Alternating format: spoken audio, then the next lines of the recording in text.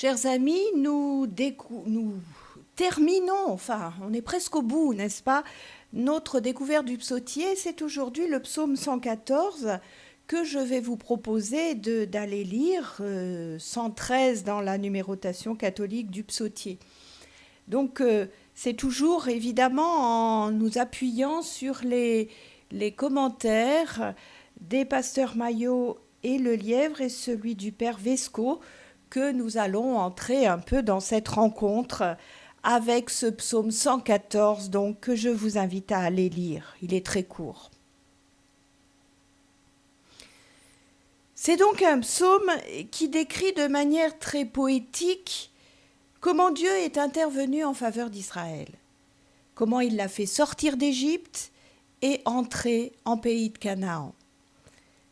Encore un signe de la place prépondérante que cet événement a joué dans l'inspiration des auteurs bibliques et dans la mentalité israélite jusqu'à aujourd'hui, comme une situation absolument typique de la relation entre Dieu et son peuple.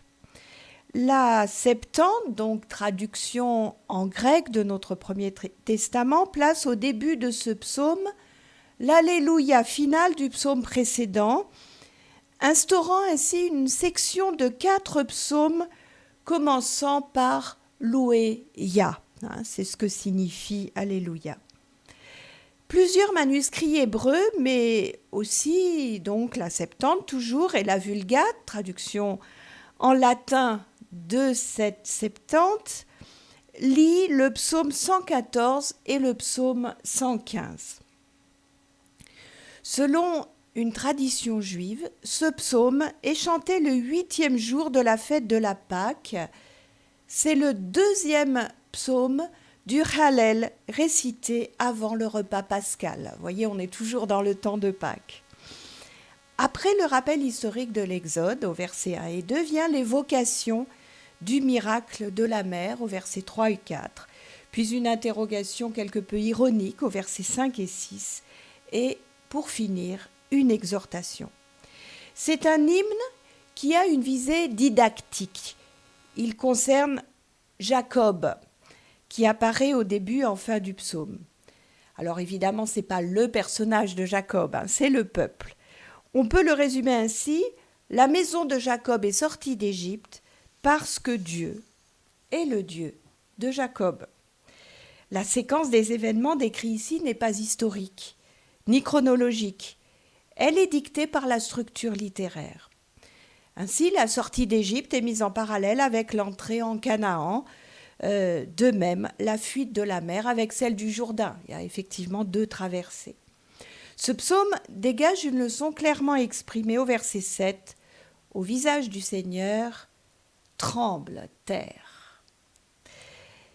Au verset 1, Israël et la maison de Jacob, qui lui est parallèle, désigne ici donc l'ensemble du peuple d'Israël, ces 12 tribus qui ont vécu la sortie d'Égypte. Parler d'une manière étrange signifie que l'on parle une langue étrangère, une langue qu'on ne comprend pas. La racine verbale employée ici est un apax dans la Bible. L'apax, ça veut dire que c'est la seule fois où on trouve cette racine verbale et donc c'est toujours plus difficile du coup à traduire. Mais il y a une certaine proximité avec un nom syriaque signifiant un langage étranger et avec un verbe arabe, donc racine sémitique, qui signifie parler de manière ambiguë ou en énigme, donc vraiment quelque chose qu'on ne comprend pas bien. Un peuple qui parle une langue étrangère est d'ailleurs souvent supposé hostile. Vous voyez bien qu'on est toujours resté dans cette vision des choses où l'étranger nous fait un peu peur. La Septante traduit peuple barbare. Barbaros signifie celui qui parle en langue étrangère. Barbare, c'est une onomatopée, des sons qui n'ont aucun sens. Ça signifierait même un peuple inférieur, puisqu'on ne comprend pas ce qu'ils disent, c'est qu'ils ne savent pas se faire comprendre. Tout ça, bien sûr, dit avec beaucoup d'ironie, vous le pensez bien. Au verset 2, son sanctuaire, ses domaines. Alors pour certains manuscrits, le possessif peut renvoyer à Juda, Israël, aussi bien qu'à Yahvé. Si c'est à Juda-Israël, il s'agit donc du temple de Jérusalem et du pays de Canaan. S'il s'agit de Dieu, eh bien c'est Juda-Israël qui devient le peuple saint et donc sa propriété. C'est donc une allusion à la sainteté à laquelle Israël est appelé. Juda, Israël, c'est le peuple élu. Après la chute du royaume du Nord, Juda est devenu l'héritier d'Israël. Sous cet angle, le psaume célèbre, notre psaume 114 célèbre la sainteté de Juda, devenue les domaines de Dieu. Alors pourquoi les domaines ? Eh bien, c'est un pluriel intensif, ça insiste, c'est une insistance sur l'appartenance justement à Dieu. Les versets 3 à 8 traduisent de manière très poétique les récits de la sortie d'Égypte.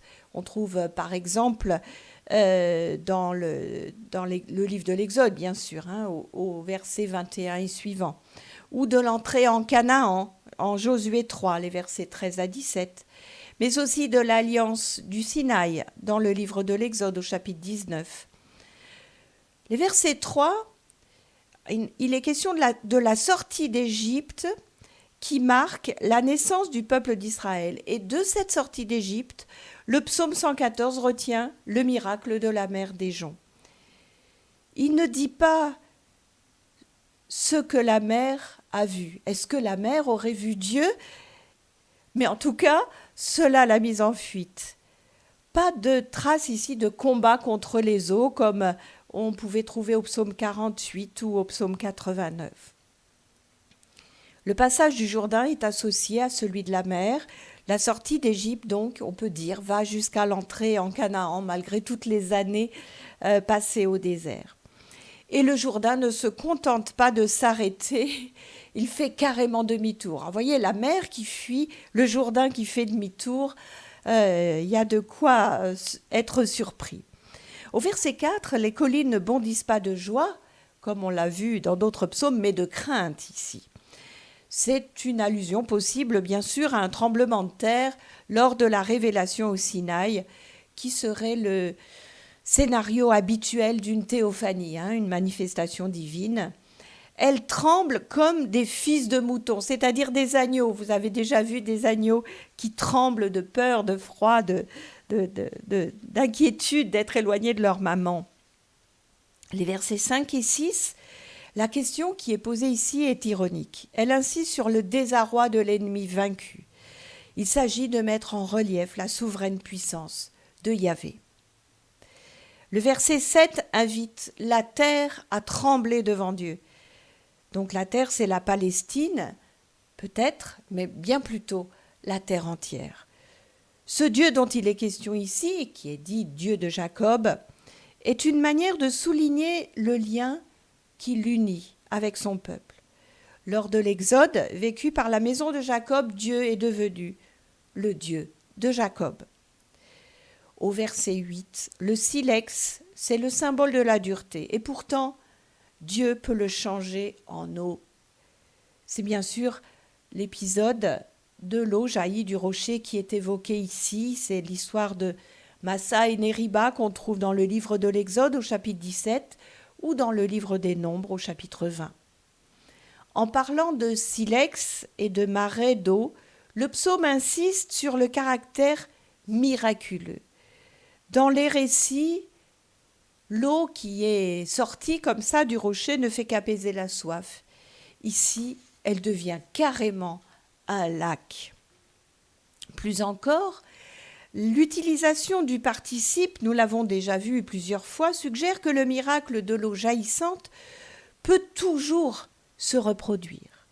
Ici, ce miracle particulier sélectionné pour être la preuve la plus évidente de la puissance créatrice de Dieu. Vous voyez, il y a vraiment un choix entre différentes actions de Dieu qui sont faites pour un psaume si court, il ne peut pas tout raconter. Et donc, bien évidemment, ici, c'est le choix de l'eau. Le psaume est donc destiné à donner une illustration éclatante de ce que Dieu a fait pour ceux qui se trouvaient menacés. En conséquence, il invite la terre entière à reconnaître son véritable maître, celui qui a démontré par ses interventions son pouvoir sur la nature et celui qui a sauvé son peuple.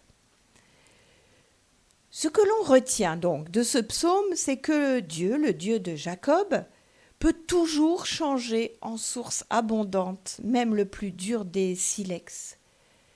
À partir du chaos, il peut créer, on peut dire ça comme ça aussi. Et donc dans les temps qui sont les nôtres, c'est bon à entendre combien finalement la réalité des choses, la matérialité des choses n'a pas d'importance quand Dieu veut agir. Il vient même à bout des eaux, et on sait combien les Israélites avaient peur des eaux, puisqu'elles s'enfuient ici, terrorisées devant Dieu.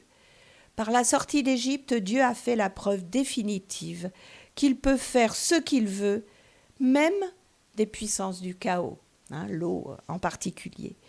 Même les montagnes, où trônent de multiples divinités dans la compréhension contemporaine israélite, même ces montagnes ont tremblé.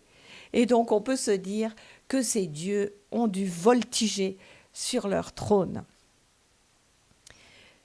Ces hommes qui chantent ce psaume sont passés devant ces phénomènes de la terreur à l'ironie.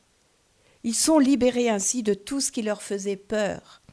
Ils n'ont plus à avoir peur de la mer, puisque c'est elle qui a peur de Dieu. L'ironie de ce psaume est elle aussi pédagogique, une bonne manière de retenir les conséquences de l'action de Dieu. Pour raconter ce psaume, c'est plus facile. Puissions-nous regarder, nous aussi, notre monde avec ce recul ironique qui laisse toute la place à l'action de Dieu. N'est-ce pas ce dont notre monde aurait le plus besoin? De redécouvrir celui qu'il est commode d'appeler Dieu, mais qu'on enferme dans ce nom et que d'autres, du coup, appelleront la source, le principe de vie, etc.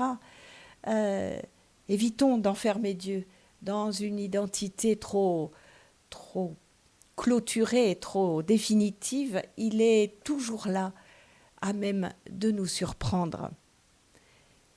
Celui donc qu'on n'enferme ni dans une dénomination, ni dans une religion, mais qui nous donne l'espace pour ne pas nous laisser enfermer dans notre humanité et dans l'illusion que nous maîtrisons tout, ce qui, on s'en rend compte de nos jours, n'est visiblement pas le cas. Alors faisons dans nos vies de la place à ce Dieu libérateur qui veut pour nous la vie et le salut, et rendons-lui grâce. Amen.